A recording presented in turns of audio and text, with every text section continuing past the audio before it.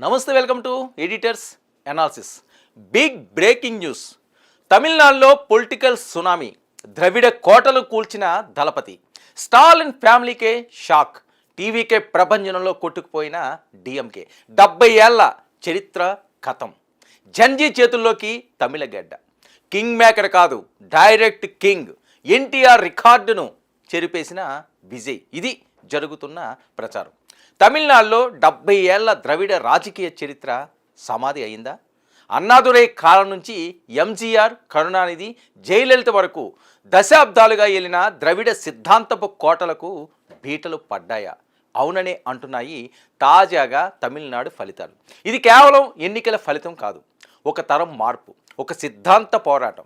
Exit polls అంచనాలను తలకిందులు చేస్తూ, రాజకీయ పండితుల లెక్కలను చెరిపేస్తూ తమిళ వెట్రికజం ప్రపంచం సృష్టించింది. ఇక వెండితెర దళపతి ఇప్పుడు ద్రవిడ గడ్డకు అధిపతి అవుతున్నాడు. ఎన్టీఆర్ తర్వాత పార్టీ పెట్టిన అతి తక్కువ కాలంలోనే అధికారం చేపట్టబోతున్న నేతగా విజయ్ రికార్డులు సృష్టించాడు. ఇది ద్రవిడ గడ్డపై వీస్తున్న సరికొత్త గాలి. 1967లో అన్నాదురై సృష్టించిన సంచలనం, 1977లో ఎంజీఆర్ సృష్టించిన చరిత్ర మళ్ళీ 2026లో రిపీట్ అవుతుంది. తమిళనాడులోని 234 నియోజకవర్గాల్లో మునుపెన్నడూ లేని విధంగా ఒక మూడో శక్తి విశ్వరూపాన్ని ప్రదర్శించింది. డిఎంకే కంచుకోటలు బద్దలవుతున్నాయి. అన్నాడీఎంకే అంజనాలు అట్ర ఫ్లాప్ అయ్యాయి. విజయ్ నేతృత్వంలోని టీవీకే కౌంటింగ్ మొదలుపెట్టినప్పటి నుంచి ప్రతి రౌండ్లోనూ స్పష్టమైన ఆధిక్యంతో దూసుకుపోతుంటే అధికార డిఎంకే 2వ స్థానంలోనే కాదు, 3వ స్థానానికి దిగజారిపోయింది. ఇది కేవలం గెలుపు కాదు, ఒక ద్రవిడ సామ్రాజ్యంపై సామాన్యుడు చేసిన సర్జికల్ స్ట్రైక్. ఈ విజయం వెనుక ఉన్న అసలైన సైన్యం ఎవరు? 18 ఏళ్ల నుంచి 35 ఏళ్ల మధ్య ఉన్న యువత. అదే జంజీ. 18 నుంచి 25 ఏళ్ల లోపు సాఫ్ట్వేర్ ఇంజనీర్లు, చిన్న వ్యాపారులు, కొత్త తరం ఓటర్లు పాత చింతకాయ పచ్చడి లాంటి ద్రవిడ రాజకీయాలకు నేడు స్వస్తి పలికాయి. మరి ద్రవిడం అంటే కేవలం భాషాభిమానం కాదు, అది అభివృద్ధి అని నమ్మాడు విజయ్. కేవలం ఒక నటుడిగా కాకుండా వారి ఆశయాలకు ప్రతిరూపంగా నేడు మారారు. ముఖ్యంగా చెన్నై సిటీ పరిధిలోని 16 నియోజకవర్గాల్లో క్లీన్ స్వీప్ దిశగా టీవీకే సాగింది. మరి పట్టణ ఓటర్లు పూర్తిగా విజయ్ వెంటే ఉన్నారని స్పష్టమవుతుంది. మతం, కులం కంటే మార్పు కావాలని కోరుకున్న యువత విజయ్ వైపు నేడు మొగ్గు చూపారు.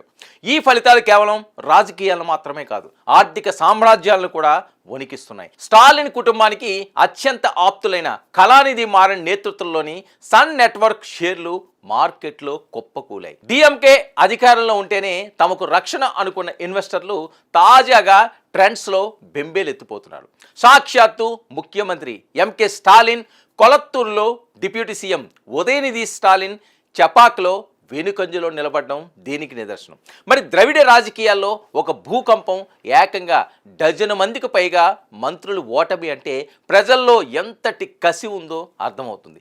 డిఎంకే నమ్ముకున్న కార్పొరేట్ శక్తులు ఇప్పుడు విజయ్ వైపు చూడక తప్పని పరిస్థితి నెలకొంది. ఈ గెలుపు వెనుక ఒక పెద్ద సినిమాటిక్ రివెంజ్ డ్రామా ఉంది. విజయ్ సినిమాలకు అడ్డంకులు సృష్టించారు. ఆయన వ్యక్తిగత జీవితంపై అవాకులు చెవాకులు పేలారు.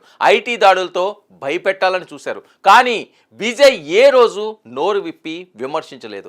విజయ్ ఎలా గెలిచాడు, ఎందుకు గెలిచాడు అనే కంటే విజయ్ గెలుపు వెనక ఉన్న సింపుల్ ఫార్ములా ఇదే అంటున్నారు అక్కడి ప్రజలు. విజయ్ పెద్ద మాటకారి కాదు, సిగ్గుపడతాడు. పెద్ద పెద్ద డైలాగ్స్తో ఏమీ మాట్లాడలేదు. జస్ట్ ఉన్నది ఉన్నట్లు చెప్పడమే ఆయన నైజం. అందుకే యువత ఆయనకు దాసోహం అన్నది. సొంత టీవీ ఛానల్ లేదు, జస్ట్ సోషల్ మీడియాని నమ్ముకున్నాడు. ప్రత్యర్థి పార్టీల నేతల వ్యక్తిగత దోషణలకు దిగలేదు. వ్యక్తిగతంగా ఎవరిని కూడా టార్గెట్ చేయలేదు. ప్రభుత్వ అవినీతిని, ప్రభుత్వ విధానాలను విమర్శిస్తూ తాను వస్తే ఏం చేస్తాను అనేది మాత్రమే కొండ బద్దలు కొట్టాడు. తనపై వచ్చిన విమర్శలను అస్సలు పట్టించుకోలేదు, వాటిని టచ్ కూడా చేయలేదు. టీవీ డిస్కషన్లో మాట్లాడిన టీవీకే పార్టీ వాళ్ళు ప్రభుత్వ అవినీతి, చేతగానితనాన్ని మాత్రమే ప్రశ్నిస్తూ ప్రత్యామ్నాయం టీవీకే పార్టీనే అంటూ చెప్పుకొచ్చారు. ఏ పార్టీతోనూ పొత్తు లేదని, ఎవరితోనూ కలిసేది లేదని, గెలిస్తే ప్రజాసేవ చేస్తాం, ఓడితే ఇంట్లో కూర్చుంటాం అని మాత్రమే చెప్పాడు. చాయిస్ మీదే, అని జనానికి వదిలేశాడు. మరి సొంత టీవీ ఛానల్స్ లేకపోవడం వల్ల భజన అనేది లేదు. టీవీకే సంకోచం లేకుండా, రాజీ పడకుండా మూడో ప్రత్యామ్నాయాన్ని ఎంచుకున్నారు. ఈ ఫలితం చాలామందికి ఆశాకిరణం. అధికారంలో ఉన్న ప్రభుత్వాలన్నిటికీ కనువిప్పు. కేవలం కుల మత సమీకరణాలు పనిచేయవని ఈ రిజల్ట్ చెబుతుంది. మరి తమిళనాడు డిఎంకే, దాని నాయకులు, మంత్రులు తీవ్రమైన అవినీతి వల్ల నాశనమైంది. స్టాలిన్ ఎంతగానో ప్రయత్నించినప్పటికీ దానిని నిలబెట్టుకోలేకపోయారు. ఎన్టీఆర్ తెలుగు గడ్డపై ఏ విధంగా అయితే కాంగ్రెస్ను మట్టి కనిపించారో సరిగ్గా అదే స్టైల్లో విజయ్ తమిళ గడ్డపై డిఎంకే, అన్నా డిఎంకేల అహంకారాన్ని అణచివేశారు. పొత్తు లేకుండా ఒంటరిగా పోరాడి ద్రవిడ కోటల పునాదులను నేడు కదిలించారు. ఇది బంగ్లాదేశ్, నేపాల్ వంటి దేశాల్లో యువత సాధించిన విప్లవం లాంటిదే అని విశ్లేషకులు అభిప్రాయపడుతున్నారు. విజయ్ ఇప్పుడు తమిళనాడుకు నవనాయకుడు. ఇక ఓట్ల శాతాన్ని పరిశీలిస్తే డిఎంకేకు పడాల్సిన 15% ఓట్లను విజయ్ నేరుగా తన ఖాతాలో వేసుకున్నారు. డిఎంకే 23%కి పడిపోగా టీవీకే ఏకంగా 38%తో అగ్రస్థానంలో నిలిచింది. ఇది ముగింపు కాదు, ఒక కొత్త తరం ఆరంభం. 70 ఏళ్ల సాంప్రదాయ రాజకీయాలకు చరమగీతం పాడుతూ దళపతి విజయ్ తమిళనాడు పీఠంపై కూర్చోబోతున్నారు. మరి ఈ కొత్త తరం రాజకీయం తమిళనాడు భవిష్యత్తును ఎలా మారుస్తుందో వేచి చూడాలి. చూశారుగా, తమిళనాడులో వెండితెర వేల్పు ఇప్పుడు నిజమైన ప్రజాదేవుడిగా మారుతున్నారు. ఈ ప్రపంచం ఇక్కడితో ఆగుతుందా, లేక దక్షిణ భారత రాజకీయాల్లో కొత్త మలుపులు తెస్తుందా అనేది రానున్న రోజుల్లో తేలనుంది. ఇది ఈనాటి the editors analysis. Stay tuned to 99 news.